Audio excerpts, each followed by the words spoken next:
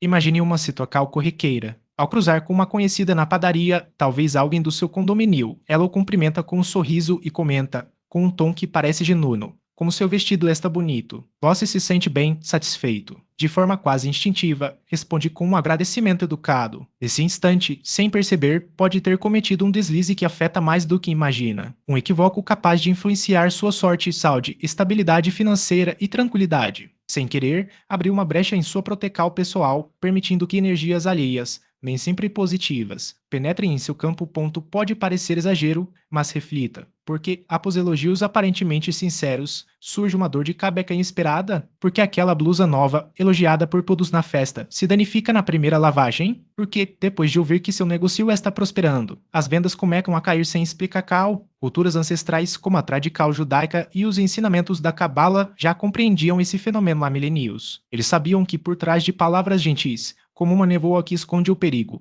pode se ocultar o Ainara, o olhar invejoso, capaz de corroer as bencaus mais sólidas. Mais surpreendente e que, nessas tradições, nunca se respondia a um elogio com um simples obrigado. Não era por acaso, mas sim uma estratégia milenar de protecal. Ao final desta explicação, voz sinal apenas entender o risco oculto nessa palavra aparentemente inofensiva, mas também aprenderam uma frase poderosa, um verdadeiro escudo verbal, uma expressão usada há séculos para afastar energias negativas e preservar seu bem-estar, prosperidade e bem-caos. Mas o que realmente acontece quando alguém nos elogia? Para compreender essa questão subaltica da sabedoria judaica, é preciso conhecer uma história registrada no Talmud babilônico, no Tratado Bava Metzia. Há quase 2000 anos, vivia um rabino chamado Yochanan ben Zakkai, considerado o homem mais belo da Babilônia. Sua aparência era tão impressionante que mulheres paravam nas ruas apenas para admirá-lo. Certo dia, outros sabios lhe perguntaram, preocupados: Mestre, não teme o Ainara, com tantas pessoas olhando para você com inveja?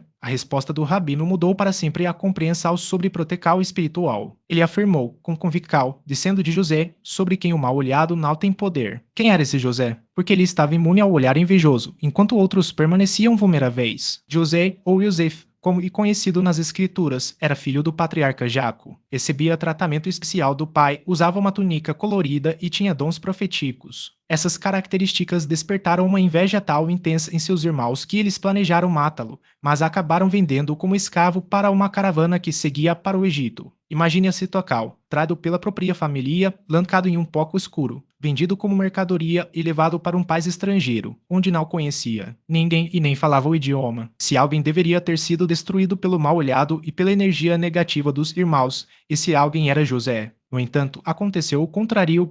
Mesmo como escravo na casa de Potifar, prosperou a ponto de se tornar administrador de toda a propriedade. Quando foi falsamente acusado e preso, tornou-se responsável pela prisão. Por fim, surpreendentemente, ascendeu ao cargo de vice-rei do Egito, o segundo homem mais poderoso daquela civilização. Como isso foi possível? O que José tinha de diferente para se proteger do Ainara, mesmo cercado de inveja? A resposta está nas palavras que Jaco pronunciou ao Abencolo antes de morrer: Ben-Porat Yosef, Ben-Porat Aleaim, que significa José e um ramo frutífero junto à fonte, cujos ramos se estendem sobre o muro. Abencal revela uma característica única de José: ele não se exibia. Apesar de possuir beleza, inteligência, dons proféticos e riqueza, mantinha tudo de forma discreta. Não alardeava suas conquistas, não ostentava o que tinha. Crescia sobre o olho, longe dos olhares invejosos.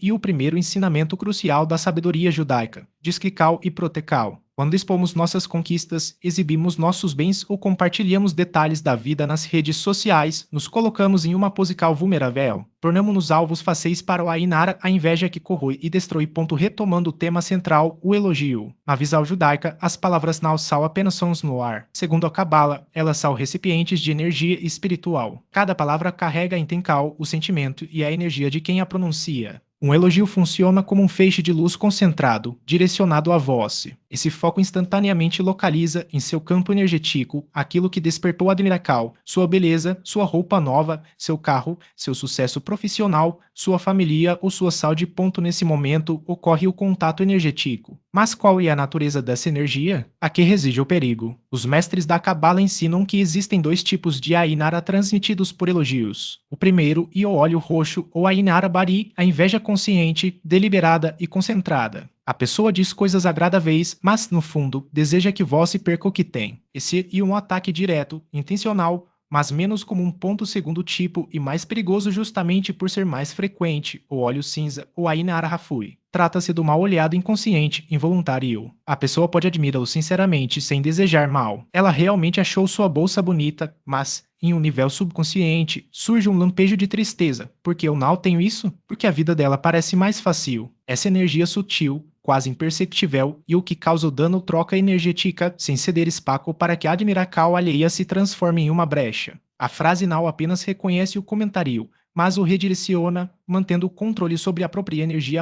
A terceira frase de ancoragem e ainda mais eficaz, e muito gentil da sua parte. Ao dizer isso, a pessoa não apenas evita o agradecimento direto, mas também atribui a gentileza ao caráter do interlocutor. Não há reconhecimento de dívida nem abertura para que a energia do elogio penetre no campo pessoal. Em vez disso, a observar cal e devolvida como um reflexo, sem que haja absorcal ou perda. Outra estratégia útil e a resposta neutra, como que bom que gostou. Essa frase, embora simples, funciona como um escudo discreto. Ela não nega o elogio, mas também não o internaliza. A energia permanece no plano externo, sem se fixar no receptor, e uma forma de reconhecer o comentário sem permitir que ele se torne uma porta de entrada para influências indesejadas. Para situações em que o elogio é mais intenso ou frequente, uma abordagem ainda mais assertiva pode ser necessária. Frases como isso e muito importante para mim, ou eu realmente valorizo isso, reforçam a conexão com o próprio mérito, sem ceder espaço para que a energia alheia se sobreponha. Elas funcionam como uma afirmação de posse, ancorando a bem cal no campo pessoal e impedindo que ela seja drenada ou contaminada. E é importante ressaltar que essas técnicas não se tratam de desconfiança ou hostilidade, mas de autoproteção. A intenção não e rejeitar a admiração sincera, mas evitar que ela se transforme em um vetor de desequilíbrio. Em um mundo onde as interações são constantes e muitas vezes superficiais, a capacidade de filtrar o que é recebido e o que é devolvido torna-se uma ferramenta essencial para a manutenção do bem-estar.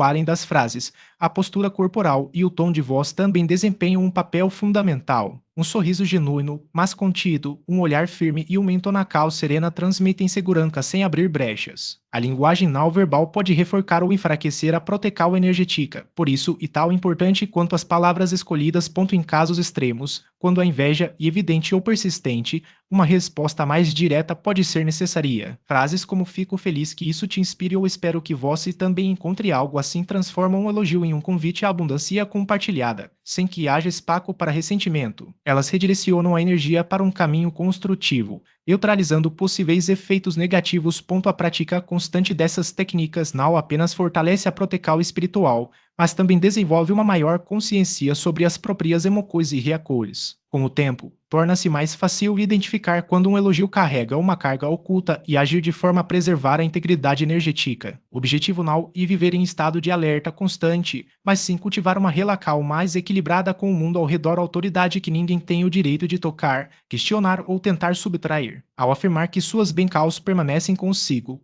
você não apenas as protege, mas também as reforça, criando uma barreira invisível que impede qualquer tentativa de interferência externa. Essa frase não é apenas uma resposta verbal, mas um ato de afirmação espiritual. Ela funciona como um escudo que neutraliza a intenção negativa e, ao mesmo tempo, fortalece a conexão com o que é positivo e legítimo em sua vida. Não se trata de confrontar ou desafiar quem emitiu o comentário, mas de estabelecer um limite claro e intransponível. Em situações em que a energia negativa e mais intensa, a repetição dessa frase pode ser feita de forma silenciosa, como uma prece interna, reforçando ainda mais seu efeito protetor. O importante é que a declaração seja feita com convicção, pois é essa firmeza que determina a eficácia do mecanismo. Além disso, a prática constante desse tipo de resposta contribui para o desenvolvimento de uma postura mais segura e menos vulnerável a influências externas. Com o tempo, torna-se natural reconhecer e neutralizar tentativas de desestabilização, sem que isso gere estresse ou desconforto emocional. O uso dessas técnicas não exige crenças específicas, mas sim uma disposição para observar e agir de maneira consciente, independentemente do contexto. O objetivo é sempre o mesmo: preservar a integridade pessoal e manter o equilíbrio diante das interações cotidianas. A postura de proteção não se limita a uma resposta imediata, mas se estende a uma atitude constante de discernimento. A frase isto e meu, não vou entregar atua como um mecanismo de contencal, impedindo que influências externas absorvam energia ou gerem desequilíbrios. Sua eficácia reside na disclical, não e necessário verbaliza-la, mas sim internaliza-la como um escudo invisível. A neutralidade na expressão facial e no tom de voz mantém a interacal social fluida, enquanto a firmeza interna garante que a protecal seja efetiva. A visualizacal de uma barreira reflexiva reforça esse efeito, devolvendo intenções negativas à sua origem sem confronto direto. A reacal imediata da outra pessoa, desconforto, hesitacal ou mudança súbita de comportamento confirma a eficácia da técnica. No entanto, a protecal não se restringe a momentos de confronto. Existem métodos preventivos, como o ditado judaico que sugere que o que é discreto e oculto permanece protegido do olhar malicioso. A história de Jaco e sua família ilustra essa dualidade entre protecal e esposical. Enquanto esconder Raquel, já casada, foi considerado um ato de respeito, ocultar Dina, solteira, foi visto como um desperdício de potencial. Arical reside no equilíbrio. Proteger-se não significa se isolar, mas sim agir com moderacal. A ostentacal excessiva atrai a atencal indesejada, enquanto a gratidão discreta preserva as bencal sem gerar inveja. Exemplos práticos demonstram como aplicar esse princípio no cotidiano. Ao compartilhar conquistas, a ênfase deve estar na humildade e no propósito, não na exilical. Uma foto de um carro novo pode ser acompanhada de uma mensagem de gratidão, não de provocacal. O sucesso de um filho pode ser celebrado com reconhecimento ao esforço, não com comparacões. A perda de peso pode ser vivenciada sem alarde, recebendo elogios com naturalidade e sem necessidade de validacal externa. A sabedoria tradicional reforça essa ideia. As bencaus prosperam no que está oculto. Assim como as raízes de uma árvore ou o desenvolvimento de um bebê no ventre, o que é protegido cresce com mais força. A chave está em viver as conquistas com consciência, sem negá-las, mas também sem expô-las de forma a atrair energias negativas. O equilíbrio entre compartilhar e preservar define a verdadeira protecal. Continue abençoando-a com experiências ainda mais significativas. Que essa alegria dela seja um sinal de que o universo também reserva momentos assim para mim. No tempo certo. Pode ser um vizinho que comprou um carro novo ou um amigo que anunciou um casamento. Em vez de comparar ou questionar por que não foi com você primeiro, abençoe-os com sinceridade. Deseje que essa conquista traga felicidade duradoura, que a relacal prospere ou que o bem material sirva para algo maior. O exercício não exige palavras em voz alta, apenas a intencal pura no pensamento. A chave está em treinar a mente para substituir o impulso da inveja pela prática da generosidade espiritual.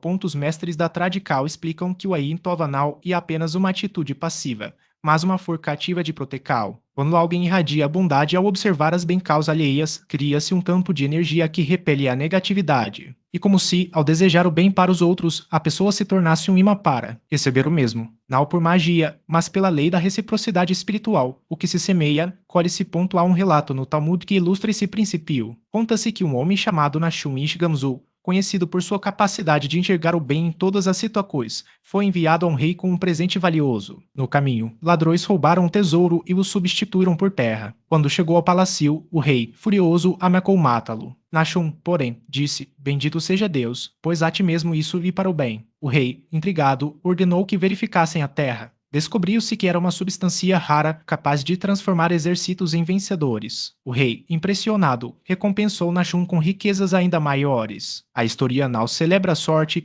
mas a postura de quem, mesmo diante do aparente infortúnio, escolhe enxergar o potencial positivo. Aí Tova não exige ignorar as dificuldades ou focar uma positividade superficial. Trata-se de uma escolha consciente, em vez de alimentar a escassez, nutrir a abundância. Quando alguém se alegra com o sucesso de outro, mesmo que no início haja um esforço para superar a inveja, o coracal se abre para receber. Não porque o universo recompensa a bondade, mas porque a mente, livre de amarras negativas, passa a perceber oportunidades que antes estavam ocultas. Para aplicar essa camada de protecal no cotidiano, além do exercício dos 30 dias, há outras práticas simples. Uma delas é evitar comentários que diminuam as conquistas alheias. Frases como ele só conseguiu isso porque teve ajuda ou ela teve sorte revelam uma resistência em reconhecer o mérito do outro. Em vez disso, pode-se simplesmente dizer: que bom que deu certo para ele. Outra prática é celebrar as pequenas vitórias de quem está ao redor, mesmo que não sejam grandiosas. Um elogio sincero, um reconhecimento público ou um gesto de apoio fortalecem o Ayin Tova tanto quanto a pessoa que o recebe. A quarta camada de protecal, portanto, não se limita a guardar as próprias bencaus, mas a irradiar bondade ao observar as dos outros. Quando combinada com as camadas anteriores, a humildade nos elogios, a neutraliza caldo a inara e a disquical sagrada, forma-se um escudo quase impenetrável. Não porque o mundo deixe de ter desafios, mas porque a pessoa passa a navegar por ele com uma perspectiva que transforma obstáculos em oportunidades e inveja em inspiracal. Ponto a tradical ensina que os justos não são aqueles que nunca sentem inveja, mas os que escolhem não alimentá-la. O Ain Tova e um treinamento diário, uma reeducação do olhar. E, como todo hábito, quanto mais praticado, mais natural se torna. No início, pode exigir esforço. Com o tempo, porém, a generosidade se torna a resposta automática, e a proteção espiritual uma consequência inevitável prosperidade que deseja para si. Ao abençoar a vizinha pelo carro novo, o foco se desloca da compaixão para a gratidão. Em vez de questionar por que ela obteve algo antes, a atenção se volta para o reconhecimento do que já existe e para a confiança de que, no momento certo, as próprias necessidades também serão atendidas. Esse exercício não se limita a uma resposta mecânica, mas a uma reorientação interna. Nos primeiros dias, a prática pode parecer artificial, como se as palavras não correspondessem ao sentimento genuíno. Contudo, com a repetição, o padrão mental se ajusta. Por volta da segunda semana, surge uma leveza perceptível, uma diminuição da carga emocional que antes acompanhava cada observação sobre a vida alheia. Entre o 20º e o 25º dia, a transformação se torna mais evidente. As relações passam a refletir essa mudança. Os elogios recebidos perdem o tom de competição ou inveja implícita e a energia que circunda as interações se torna mais equilibrada. Isso ocorre porque a frequência energética pessoal se alinha a um estado de abertura e generosidade e o ambiente ao redor responde em sintonia. Não se trata de um escudo externo, mas de uma reconfiguração interna que neutraliza naturalmente as influências negativas. O Rebbe de Lubavitch, uma das figuras espirituais mais influentes do judaísmo no século XX, costumava destacar que a ocupação constante em abençoar os outros deixa pouco espaço para a inveja. Quando a mente está voltada para a expansão do bem, não há energia disponível para sentimentos de escassez ou ressentimento. E, nesse estado, a inveja alheia perde força, pois não encontra terreno fértil para se instalar. A proteção, portanto, não depende de amuletos ou rituais isolados, mas da construção de uma postura interna que torna tais influências inócuas.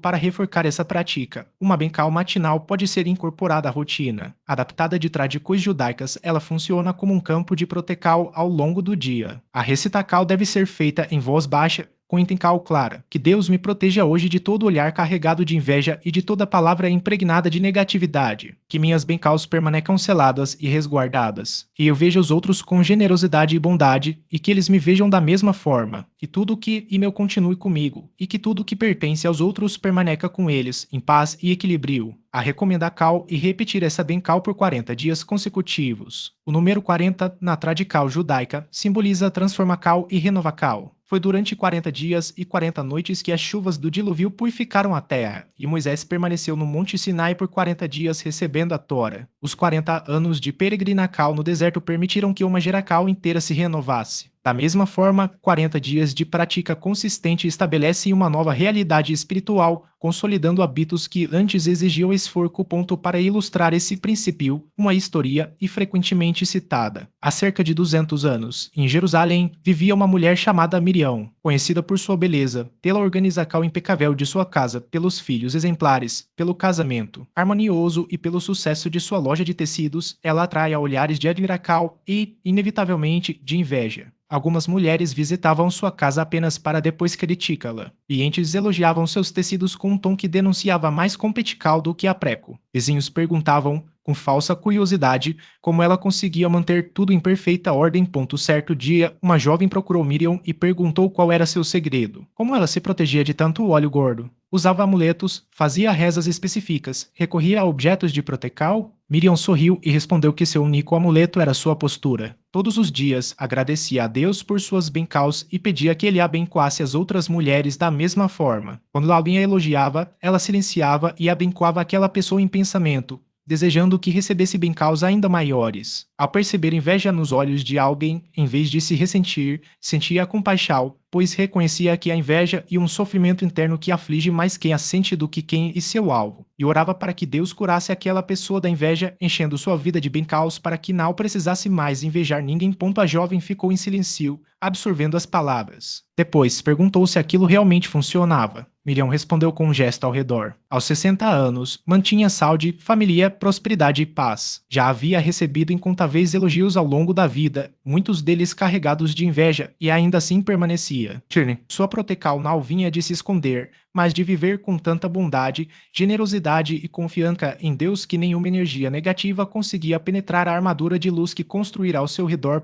Essa e a sabedoria final a ser assimilada. Agora estão disponíveis ferramentas milenares, o reconhecimento do perigo energético do óleo gordo, o uso de frases de ancoragem e espelhamento, a bencal amuleto, a compreensão da importância da disquical sagrada, o exercício do Ayentola e a bencal matinal de protecal. Porém, o mais importante é a compreensão profunda de que o mal olhado só tem poder sobre quem vive com medo e escassez no coracal. Quem cultiva gratidão, generosidade e confiança está naturalmente protegido. As palavras carregam energia, e em um mundo marcado por comparacões, competical e inveja velada, não se pode abrir mal do discernimento ao compartilhar o próprio bem-estar. O poder de qualquer frase de protecal reside na fé, na intenção e no estado interior com que é pronunciada. Elas não devem ser ditas com medo ou paranoia, mas com dignidade, serenidade e confiança. Cada um é guardião de suas próprias bem-caus e decide o que compartilhar e o que resguardar.